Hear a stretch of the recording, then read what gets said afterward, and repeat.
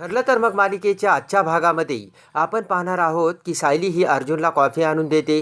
तेव्हा अर्जुन म्हणतो की तुम्ही कशाला कॉफी आणली आणि तसाही माझा तुमच्याशी काय संबंध आहे.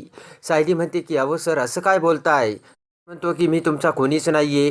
तर लगेचच अर्जुनला सायलीने कशी कुसुमच्या डोक्यावर हात ठेवून सांगितलेले असते की मी फक्त माझे कर्तव्य पार पाडते आणि अर्जुन सरांना दिलेला शब्द पार पाडते. माझ्या मनात अर्जुन सरांबद्दल दुसरे कोणतेच विचार नसल्याचे सायलीने कुसुमला सांगितलेले असते. ते सर्व अर्जुनच्या डोळ्यासमोर येतं. अर्जुन म्हणतो की 6 महिने झाले आणि 5 महिन्यानंतर तुमचे कॉन्ट्रॅक्ट मॅरेज संपेल आणि मग तुम्ही तुमच्या आश्रमात परत जा. त्यावेळेस मी तुम्हाला खात्री देतो की तुमचा आश्रमही तुम्हाला मिळाला असेल. तर सायली म्हणते की अर्जुन सर तुम्ही हे तुटक तुटक का बोलताय. तर अर्जुन म्हणतो की तसंच आहे. 1 वर्ष संपल्यानंतर तुम्ही इथून निघून जाल. तुमची सर्व माणसे तुमच्या आश्रमातीलच आहेत ना. अर्जुन म्हणतो की म्हणूनच या सवयी आत्ताच जर मोडल्या तर पुढं त्रास काही होणार नाही.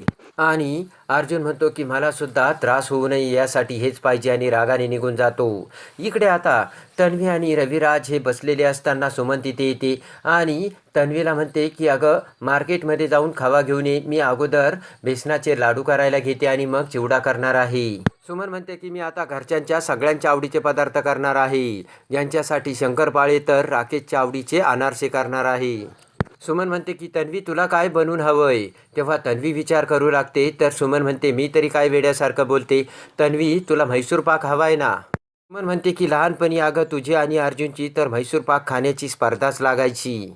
त्यानंतर सुमन म्हणते की भाऊजी दरवर्षीप्रमाणे आपल्याकडून फराळाचं ताट सुभेदारांच्या घरी जायला हवंय ना. तर रविराज हा गॉगल काढतो. तर काही न बोलता रविराज तेथून निघून जातो. तेव्हा सुमन म्हणते की तन्वी आपल्याकडून फराळाचं ताट सुभेदारांच्या घरी जायलाच हवं ना. तर तन्वीसुद्धा डोक्याला हात लावते. इकडे आता अर्जुन बेडरूममध्ये त्याचा शर्ट इस्त्री करायला घेतो. तर सायली म्हणते दाखवा मी करते. तर अर्जुन म्हणतो की काही गरज नाही. 5 महिन्यानंतर हे सर्व तर मलाच करायचं आहे ना. तर सायली म्हणते की तुम्हाला काय झालं. तुम्हाला कुसुमचा राग आलाय वाटतं आणि तिच्या वतीने मी तुमची माफी मागते.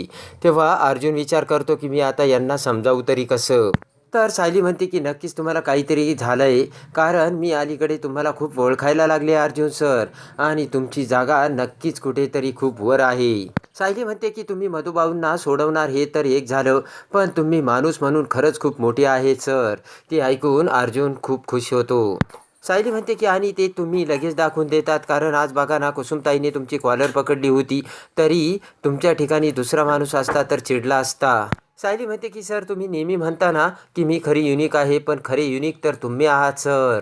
ते ऐकून आता अर्जुन हा प्रेमाने सायलीकडे बघू लागतो. सायली म्हणते की 5 महिन्यानंतर जे होईल ते होईल. पण ॲडव्होकेट अर्जुन सुभेदार हे नाव माझ्या मनावर आणि माझ्या हृदयावर कायम कोरलेलं राहील. तेव्हा ते शब्द ऐकून आता अर्जुन हा सायलीकडे प्रेमाने बघू लागतो. सायली म्हणते की म्हणूनच मी तुम्हाला सांगते माझ्यासोबत तुटक असं वागू नका. कारण तुमच्या या वागण्याने मला सुद्धा त्रास होतो. इकडे आता तन्वी तिच्या बेडरूममध्ये असताना सुमन तिथे येते आणि म्हणते की तन्वी अगं यावर्षी भाऊजी जरा जास्तच अस्वस्थ असणार आहेत. कारण भाऊजी प्रतिमा वहिनीच्या वाटेकडे डोळे लावून बसले आहेत आणि प्रतिमा वहिनी याच शहरात आहेत. मग त्या घरी का येत नाहीत असा प्रश्न आता सुमन तन्वीला करते. सुमन म्हणते की भाऊजींची दिवाळी जर यावर्षी आनंदात जाणार असेल असे तर आपल्याला वाटायला हवे. तर आपण एक गोष्ट करू शकतो. तन्वी म्हणते की सांग ना मी बाबासाठी काहीही करायला तयार आहे. सुमन म्हणते की फार काही नाही पण यंदाचा फराळ तुझ्या हातून व्हावा. तेवढ्यात पाठीमागून नागराज दरवाजात येऊन सुमन तन्वीचे ते बोलणे ऐकू लागतो. सुमन म्हणते की अगं तू बनवलेला फराळ खाऊन भाऊजी खूप खुश होतील आणि तू बनवलेला फराळ पूर्ण आजीकडे दिला ना तर त्यासुद्धा खुश होतील. तर आता विचार करून तन्वी म्हणते की सुमन काकी काही काळजी करू नकोस मी करेल सर्व फराळ. तर हसतच सुमन म्हणते किती गुणाची आहेस तन्वी तू. तर सुमन तेथून निघून जाते. तेव्हा नागराज हा तन्वीसमोर येत म्हणतो की शंकरपाळ्याला कसा आकार देता येतात आणि तुला बेसन पीठ आणि रवा यामधला फरक समजतो का. चालली फराळ करायला. तर रागाने तन्वी म्हणते की मला ते फराळ बिराळ करायला अजिबात जमणार नाही. नागराज म्हणतो की अगं प्रतिमा वहिनीचा एक तरी गुण असलेला दाखव तुझ्यामध्ये. नागराज म्हणतो की अगं तन्वी ऑनलाईन रेसिपी बघ ना. मग ती रेसिपी बनवून तुझ्या खोट्या बापाला आणि खोट्या त्या पूर्ण आजीला तू खरा फराळ खाऊ घाल. नागराज म्हणतो की तुला तन्वी म्हणून इथं जे पेरलं ना त्याचा काहीतरी आम्हाला उपयोग होऊ दे. इकडे आता अर्जुन हा चैतन्यकडे येतो आणि विचार करू लागतो. तर चैतन्य म्हणतो, कसला विचार करतोय? तेव्हा अर्जुन म्हणतो की मिस सायली हे नाव माझ्या मनावर आणि माझ्या मेंदूवर कायम कोरलेलं राहील. ते ऐकून चैतन्य हा अवाक होऊन अर्जुनकडे बघू लागतो. अर्जुन म्हणतो, कुणी किती जरी प्रयत्न केले तरी माझ्या आयुष्यातील त्यांचं स्थान कुणीही हलवू शकत नाही. तर अवाक होऊन चैतन्य म्हणतो की काय बोलतोयस अर्जुन, आणि सायलीबद्दल एवढे चांगले विचार तुझ्या मनात? अर्जुन म्हणतो की नाही रे, हे सर्व त्याच म्हणाल्या होत्या माझ्याबद्दल. तेव्हा चैतन्य खूप खुश होतो, तर अर्जुनसुद्धा खुश झालेला असतो.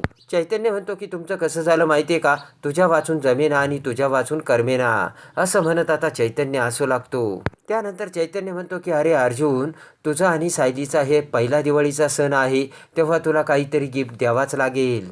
तर आता इकडे सायलीने अर्जुनला म्हटलेले असते की माझ्या हातात अशी जादूची कांडी हवी, ती जर मी अशी फिरवली की मधुभाऊ माझ्या समोर उभी राहतील आणि मग मी त्यांना फराळ खाऊ घालील.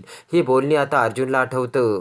सायलीने म्हटलेले असते की मग मधुभाऊ मला म्हणतील की साऊ फटाके वाजव, पण थोडं जपून असे म्हणत आता सायलीच्या डोळ्यातील ते पाणी अर्जुनच्या डोळ्यासमोर आलेले असतं. ते आठवून अर्जुन म्हणतो की चैतन्य, एक माझ्याकडे सुपर स्पेशल गिफ्ट आहे. अर्जुन म्हणतो की मधुभाऊंना थोडा वेळ तरी सोडण्यासाठी मी उद्याच कोर्टात अपील करतो. मला खात्री आहे की थोडा वेळ तरी ते मधुभाऊला नक्की सोडतील. मधुभाऊंसोबत सायलीची दिवाळी साजरी करायची, हेच माझ्यासाठी सर्वात मोठं स्पेशल गिफ्ट असेल, असे अर्जुन आता चैतन्याला सांगतो. ते ऐकून हात वर करत चैतन्य म्हणतो की क्या बात है, वा वा जावई बापू वा. तर अर्जुनसुद्धा हसू लागतो. तर आता इकडे सुभेदारांच्या घरी सर्वजण बसलेले असतात.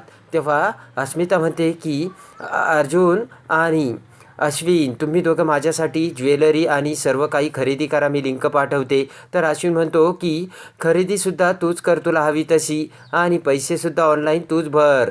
तर सर्वजण हसू लागतात. त्यानंतर कल्पना म्हणते की ऐका ऐका, आज आपल्या घरी आपण घर साफ करायचे आहे आणि त्यासाठी तुम्ही जागा ठेवा. तर सर्वजण हसू लागतात आणि खरंच आनंदाचा साफसफाईसाठी करण्याचा दिवस आलेला बघून सर्वांना आनंद झालेला असतो. सायली म्हणते की अहो आई, सर्वजण का एवढे खुश झाले, आपण दरवर्षी काय साफसफाई करतो? कल्पना म्हणते काही नाही ग, साफसफाई म्हणजे रेग्युलरच असते. खोल्यातील सामान बाहेर काढायचं, ते सर्व पुसून व्यवस्थित करायचं. सायली म्हणते की चालेल ना, मी लगेच आमची खोली साफ करायला घेते.